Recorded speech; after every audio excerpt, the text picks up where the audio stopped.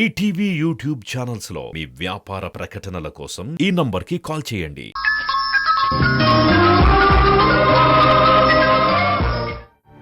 Yash, meet mister Vastav. తను బిందు, Vastav PA. తెలుసు madam. Okay, business ఫీల్డ్లో ఉంటున్నాం కదా. అఫ్ కోర్స్, ఈ ప్రాజెక్ట్లో నువ్వు టైఅప్ అవ్వబోతున్న కంపెనీ వీళ్ళదే.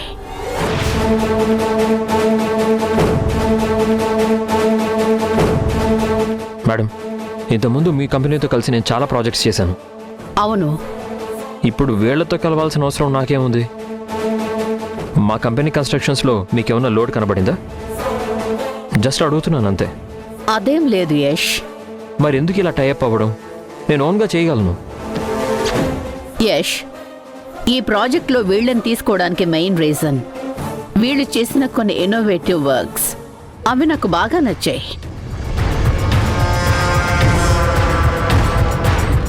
మీ దగ్గర క్వాలిటీ, ఎక్స్పీరియన్స్ ఉంది. వీళ్ళ దగ్గర ఇన్నోవేటివ్ థాట్స్ ఉన్నాయి. మంచి టీం కూడా ఉంది. సో దట్ మీరిద్దరూ కలిసి ప్రాజెక్ట్ వర్క్ చేస్తే రిజల్ట్ బాగా ఉంటుందని మా బోర్డు మెంబర్స్ ఒపీనియన్. అందుకే వీళ్ళకి ఆఫర్ ఇచ్చాను. నా గురించి మీకు బాగా తెలుసు కదా మేడం. మీ బోర్డు మెంబర్స్కి చెప్పి వాళ్ళని కన్విన్స్ చేయలేరా యష్ ఒక్కడే ఈ ప్రాజెక్ట్ని టేకప్ చేస్తాడని? సారీ మిస్టర్ యష్, బోర్డు మీటింగ్లో ఒక్కసారి డెసిషన్ తీసుకున్న తర్వాత దాన్ని ఎవరు మార్చడానికి వీల్లేదు. That is rule. అయినా వీళ్లతో కలిసి వర్క్ చేయడానికి ఏంటి నీ ప్రాబ్లం? అంటే ప్రతి విషయంలో వీళ్ళని కన్సల్ట్ అవ్వాలి, అది నాకు నచ్చదు మేడం. ఎందుకంటే ఏ డెసిషన్ అయినా నేను ఓన్గానే తీసుకుంటాను. ఒకళ్ళ మీద ఆధారపడడం నాకు అస్సలు ఇష్టం ఉండదు. సో వీళ్లతో నువ్వు టైఅప్ కాలేను అంటావు? అవును మేడం. యష్, ఈ ప్రాజెక్ట్ నువ్వు వీళ్లతో టైఅప్ పై చేయకపోతే ఫర్దర్గా మా కంపెనీ నుంచి మీకు ఎలాంటి ప్రాజెక్ట్ ఆఫర్స్ రావు.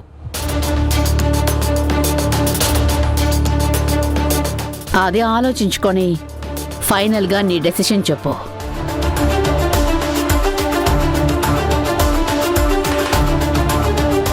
అయినా సరే, ఈ వాట్సాప్ వాళ్ళ కంపెనీ గురించి మీకు పూర్తిగా తెలిసినట్టు లేదు.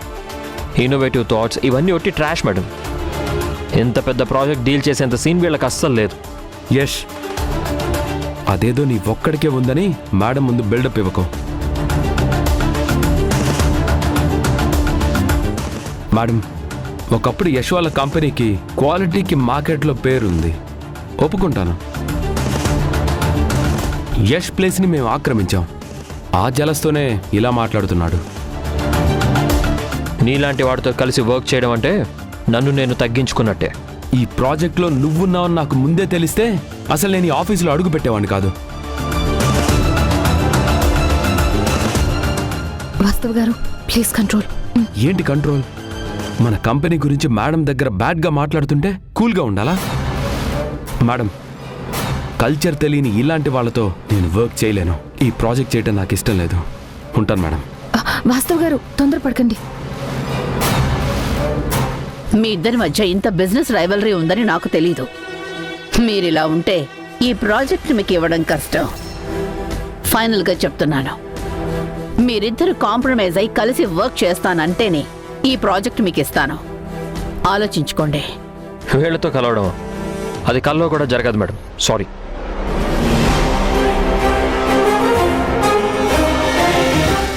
నా బిజినెస్ అయినా క్లోజ్ చేసుకుంటాను, కానీ యష్తో మాత్రం టైఅప్ కాలేను మేడం. ఏమనుకోకండి. సారీ. సార్, నా మాట వినండి సార్.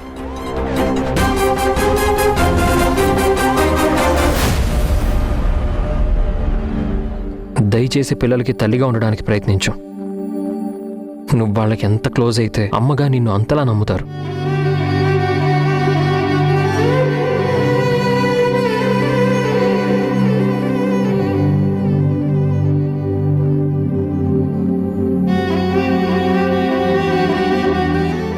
హలో బాలకుమారి, ఏందే ఇంకా రాలేదు? రాత్రి దుడ్లు నగలు తీసుకుని నా దగ్గరికి వస్తుండారని ఫోన్ చేశావు కదా, ఇంకా రాలేదేంది? నీకు ఫోన్ చేసినా కలుస్తలేదు. నువ్వు వస్తావని ఈడ రాత్రంతా నిద్రపోకుండా అట్టాగే సోత్తో ఉండిపోయాను. ఇప్పుడు ఏడున్నావే? దామత్త వాళ్ళ ఇంట్లోనే ఉండానమ్మి. అదేందే, ఆ ఇల్లు ఆ పిల్లకాయల్ని వదిలి వచ్చేస్తానని చెప్పినావు కదా, మళ్ళా ఆ ఇంట్లోనే ఉండడం ఏంది? అసలేం జరుగుండాది? రాత్రి ఆటో తీసుకొని నీ దగ్గరికి వద్దామని బయలుదేరుండాను.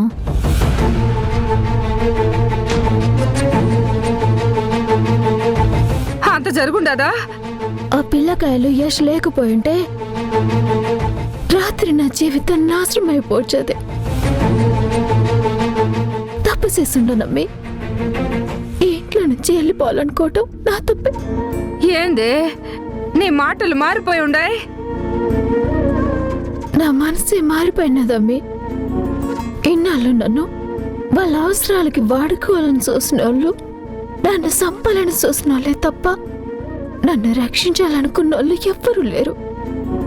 మొదటి తూరి నా కోసం ఒక వ్యక్తి నిలబడి ఉన్నాడమ్మి. నన్ను కాపాడడానికి తన ప్రాణాన్ని కూడా లెక్కనే చేయలేదు. రిషి శశి అయితే చిన్న పిల్లకాయలమ్మి. చివరికి వాళ్ళు కూడా రౌడీలను కొడుతూ నన్ను రక్షించడానికి ప్రయత్నం చేస్తుంటారు. అయితే ఇప్పుడేమంటావమ్మే? ఈ కుటుంబంలో అందరూ మంచోళ్ళే అమ్మి. ఆ ఒక్క దమయంతి తప్ప. తనకి కొంచెం తెలివితేటలు ఎక్కువ, అంతే తప్ప నేను బాగుంటే నన్ను బాగానే చూసుకుంటది. ఏందే, కొంప తీసి ఆళ్లతో పాటు ఆ ఇంట్లోనే ఉండిపోతానంటావా ఏంది? నన్ను కాపాడినోళ్ళ రుణం తీర్చుకోవాలి కదమ్మాయి. మనమే అనవసరంగా వాళ్ళ అవసరాన్ని అవకాశంగా చేసుకుని దుడ్లు కావాలని, నగలు కావాలని డిమాండ్ చేస్తున్నాము. ఓసిని, దుడ్లుంటే అన్నీ ఉంటాయే, అన్నీ వస్తాయి కూడా. మన సమస్యలన్నీ తీరిపోతాయే. దుడ్లలోనే మనం అన్ని ఎత్తుకుంటూ పోతే చివరికి మనల్ని మనమే ఎత్తుకుంటూ ఉండాల్సిన పరిస్థితి వస్తుందమ్మి. అమ్మే, ఇంకో తూరు ఆలోచించవే. వీళ్ళకి నా వంతు సాయం చేయాలని నిర్ణయం తీసుకున్నానమ్మి. ఇంకా ఆలోచించనీకి ఏమీ లే. నేను మారిపోనీకి, మార్చుకోనీకి ఇంతకు ముందులా బాలకుమార్ని కాదమ్మి. ఇప్పుడు నేను సంధ్యని. స్థిరంగానే ఉంటానా? సరేనమ్మి, నువ్వు మాత్రం జాగ్రత్తగా ఉండు. ఉంటానమ్మి. అట్నే.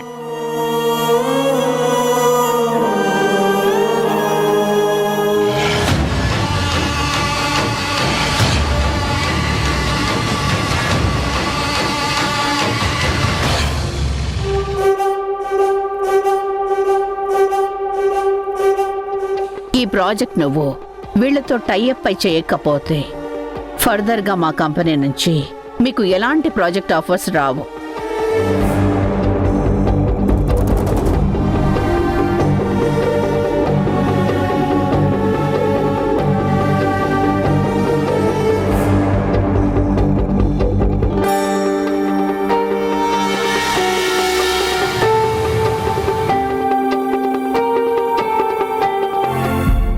కల్చర్ తెలియని ఇలాంటి వాళ్ళతో నేను వర్క్ చేయలేను.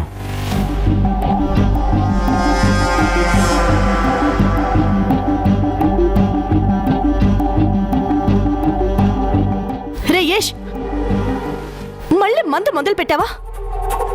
తాగితే అన్న కొన్ని మర్చిపోవచ్చని. ఇప్పుడు నీకు అంత బాధ ఏమొచ్చింది అసలు? ఆ సింధు నాకు మనశ్శాంతి లేకుండా చేస్తుందమ్మా.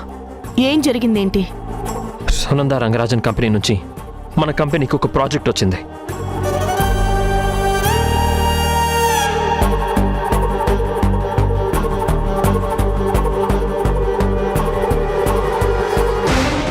ఎవరైతే నా జీవితంలో కానీ నా కళ్ళ ముందు కానీ ఉండకూడదనుకున్నానో ఆ సింధు, బిజినెస్లో ఆ శత్రు, ఆ వాస్తవ్,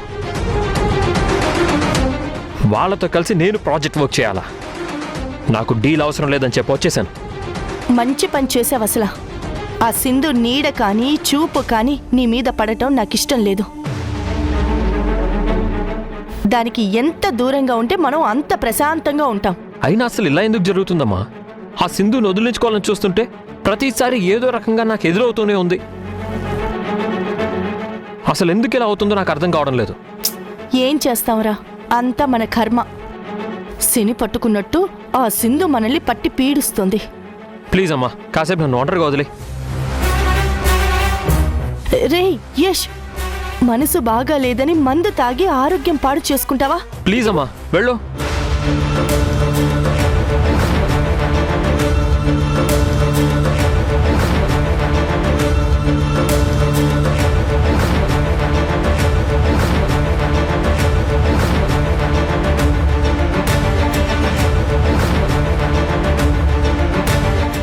సింధు, ఎందుకే నన్ను ఇలా చంపుతున్నావు?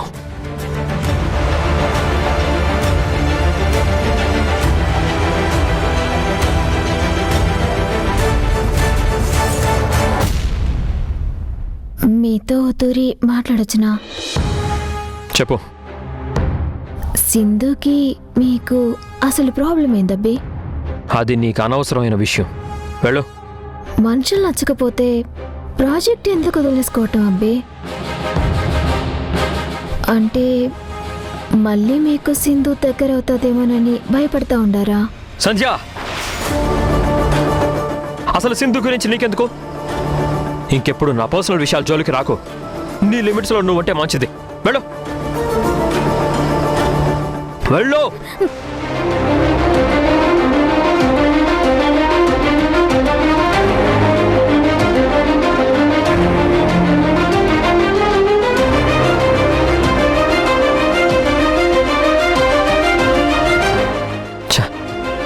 సింధు ఫ్రస్ట్రేషన్లో అనవసరంగా సంధ్య మీద అరిచేశాను. తను ఫీల్ అయ్యి ఇంట్లో నుంచి వెళ్ళిపోతే నో.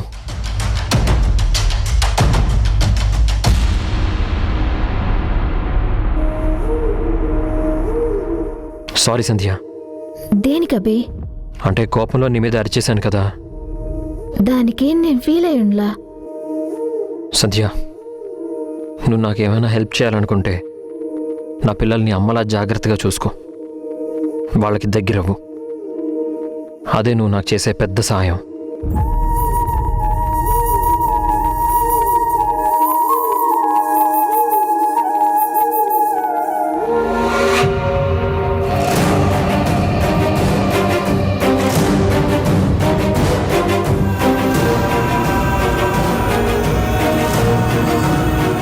బిందు, ఇందాక మీటింగ్లో వాడు ఏమన్నాడు? మనది పెద్ద కంపెనీ కాదు, ప్రాజెక్ట్ డీల్ చేసేంత సీన్ మనకి లేదంటాడా? అన్నీ మర్చిపోయాడా వాడు? నా చేతిలో ఓడిపోయాడు. వాడి కంపెనీ పార్ట్నర్స్ వాడిని కాదని నా కంపెనీలో పార్ట్నర్షిప్ తీసుకున్నారు. అవన్నీ గుర్తులేవనుకుంటా వాడికి. ఎందుకు సార్ అనవసరమైన ఈగోలకి పోతున్నారు? ఎవరిది ఈగో? నాదా యష్ గారిదా? ఎంత పొగరుగా మాట్లాడాడో నువ్వు విన్నావుగా. మనతో కలిసి వర్క్ చేయడం అంటే వాడిని వాడు తగ్గించుకోవడమేనంట. వాడేదో పెద్ద పుడింగిలా ఫీల్ అవుతున్నాడు. వద్దు బిందు, మనకు ఆ ప్రాజెక్ట్ అస్సలు వద్దు. కావాలి సార్. సునంద గారి కాంట్రాక్ట్ మన కంపెనీకి ఎంతో యూజ్ అవుతుంది. మీకు కూడా చాలా ఫేవర్ అవుతుంది. ఏంటి నువ్వు అనేది? అవును సార్, అసలే మీ ఆర్థిక పరిస్థితి ఏమీ బాగోలేదు. అప్పుల వాళ్ళు కాచు కూర్చున్నారు. 2% ఎక్స్ట్రా కల్పిస్తామని చెప్పాం. ఇప్పుడు మీ అప్పుల ప్రాబ్లం తీరాలన్నా, మీ కంపెనీకి ఇంటర్నేషనల్ ఎక్స్పోజర్ కావాలన్నా మనం ఈ ప్రాజెక్ట్ చేసి తీరాలి. అంటే ఇప్పుడు నేను వెళ్ళి కలిసి చేద్దామని ఆ యష్ గారిని బ్రతిమిలాడుకోవాలా? అది నా వల్ల కాదు. వాడి యాటిట్యూడ్ చూస్తేనే నాకు చిర్రెత్తుకొస్తుంది. శత్రువుతో ఎప్పుడు యుద్ధమే చేయాలి బిందు. సంధి కూడా చేసుకోవచ్చు సార్. ఇద్దరు బలమైన శత్రువులు మిత్రులుగా మారితే ఒకరి బలం ఒకరికి తోడుగా ఉంటుంది. ఎంత కాదనుకున్నా యష్ ఎక్స్పీరియన్స్డ్. సునంద రంగరాజన్ వాళ్ళ కంపెనీ రెప్యుటేషన్ చాలా హైలో ఉంది. అలాంటి వాళ్ళతో మనం టైఅప్ అయితే బోలెడని బెనిఫిట్స్ ఉంటాయి. అదెందుకు ఆలోచించరు మీరు? బిజినెస్లో ఈగోలకు పోతే డెవలప్ కాలేం. కాంప్రమైజ్ అయితేనే గ్రోత్ ఉంటుంది. ఒక్కసారి ఆలోచించండి.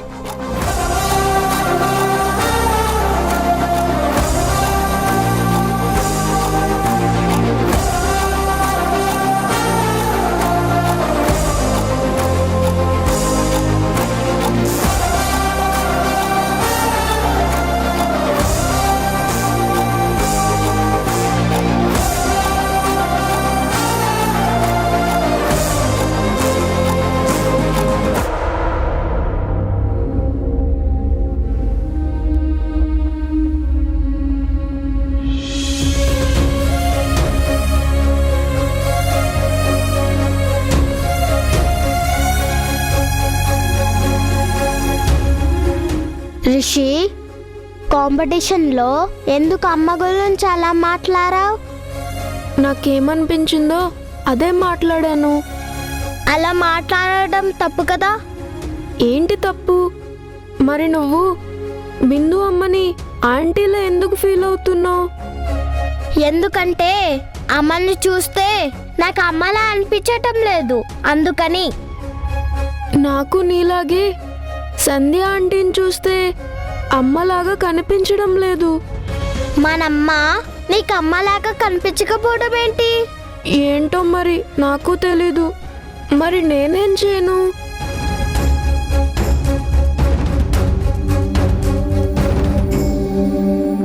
ఏంది పిల్లకాయలు, ఇంకా మీరిద్దరు నిద్రపోలేదా?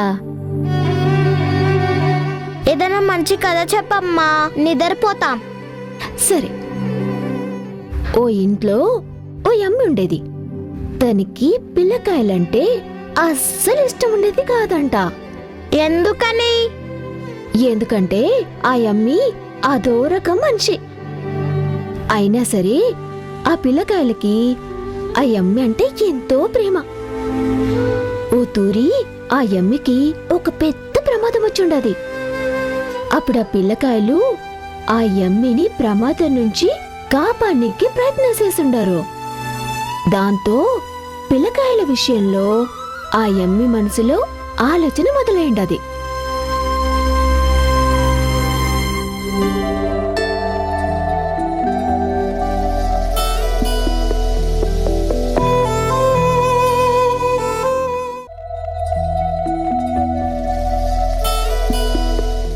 రిషి, నేను నిన్నొకటి అడగనా? ఏంటి? నేనెందుకు నీకు అమ్మిలా కనిపించడం లేదు? ఏమో నాకు తెలీదు. బిందు అమ్మే నాకు అమ్మలా కనిపిస్తుంది. అట్నే నువ్వు నన్ను అమ్మలా అనుకోకపోయినా కనీసం నాతో ఫ్రెండ్ లాగా ఉండొచ్చు కదా. ఫ్రెండ్ అయితే సరే. ఈ రోజు నుంచి రిషి నాకు బెస్ట్ ఫ్రెండ్.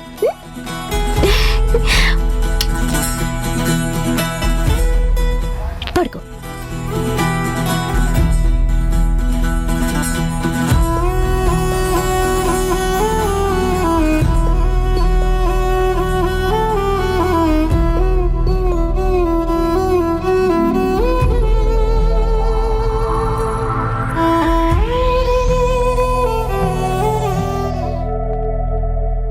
వద్దు వద్దు, నన్ను కొట్టద్దు. వద్దు వద్దు వద్దు, నన్ను కొట్టద్దు. వదిలే. వద్దు, నన్ను కొట్టద్దు. వదిలే. కొట్టదు కొట్టదు అమ్మా. అను, నన్ను కొట్టదు. అను, కొట్టదు ప్లీజ్. అను, కొట్టదు నన్ను. అను, కొట్టదు కొట్టదు కొట్టదు. అను, ఏమో? కొట్టదు, అను, కొట్టదు.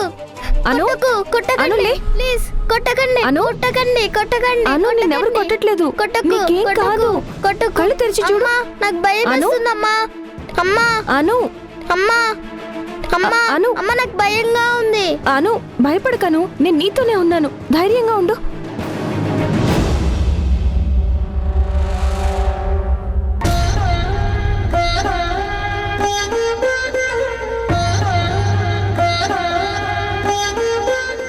ఏమైందను? ఏదన్నా పీడకలు వచ్చిందా? అవును, నన్ను ఎవరో కొడుతున్నారు. అయినా అమ్మ రాలేదు. మీ అమ్మ గుర్తుకొచ్చిందా? నాకు అమ్మ అంటే ఇష్టం లేదు.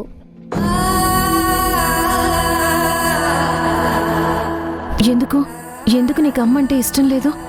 నన్ను ఒంటరిదాన్ని చేసి వెళ్ళిపోయింది కదా, అందుకే ఇష్టం లేదు. అను, నువ్వు ఒంటరిదాన్ని ఎలా అవుతావు? నేను నీతోనే ఉన్నాను. భయపడకుండా పడుకో. దా. నిజంగానే నన్ను వదిలే వెళ్ళిపోకుండా ఎప్పుడు నాతోనే ఉంటావా? ఉంటాను. ప్రామిస్?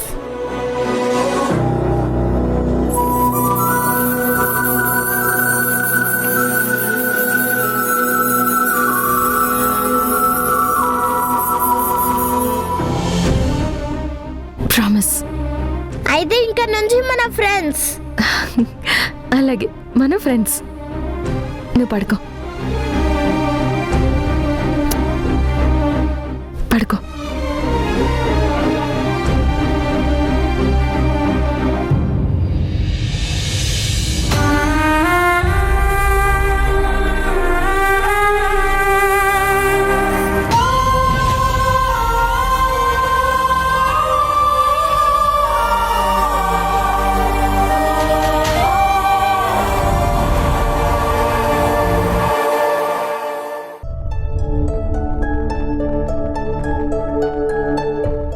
చంద్ర కాఫీ తీసుకో.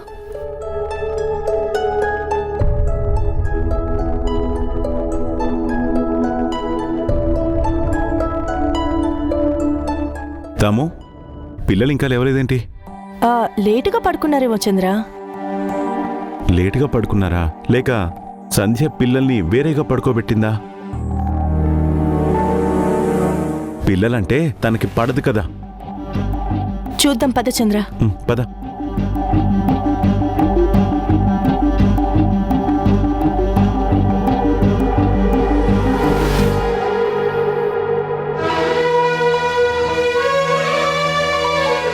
పిల్లలు సంధ్యతోనే ఉన్నారు. ఆశ్చర్యంగా ఉందే.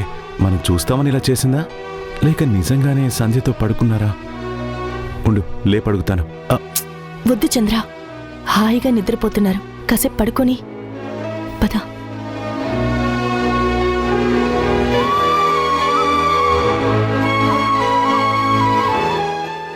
రా చంద్ర, నేను ఏదైతే జరగాలనుకున్నానో అదే జరుగుతుంది అసలు. నెమ్మదిగా పిల్లల మనసుకి సంధ్య దగ్గరైతే సింధు కనుమరుగవ్వడం ఖాయం. శశితో ఏ ఇబ్బంది లేదు చంద్ర. తను సంధ్యనే అమ్మగా భావిస్తోంది. పూర్తిగా రిషితోనే సమస్య వస్తోంది. సింధునే వాడు అమ్మ అనుకుంటున్నాడు. రిషి ఆలోచన మార్చగలిగితే ఇంక శాశ్వతంగా సింధు నుంచి పిల్లల్ని దూరం చేయొచ్చు. సంధ్య మనస్తత్వం గురించి తెలిసి కూడా తనని ఎలా నమ్ముతున్నావుదాము? సంధ్యలో మార్పు కనపడుతుంది చంద్ర, అందుకే నమ్ముతున్నాను. ఆల్రెడీ ఒకసారి మనకి ఎక్స్పీరియన్స్ అయింది కదా.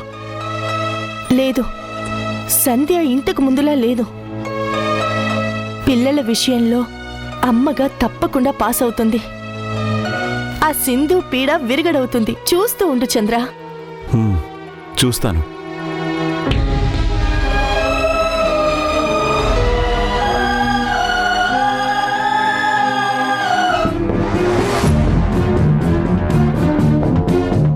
ఏంటి నడి రోడ్డులో నా పరువు తీయాలని ప్రిపేర్ అయ్యావా? మీతో మాట్లాడాలి. నేను మాట్లాడను. కానీ నేను మాట్లాడాలి.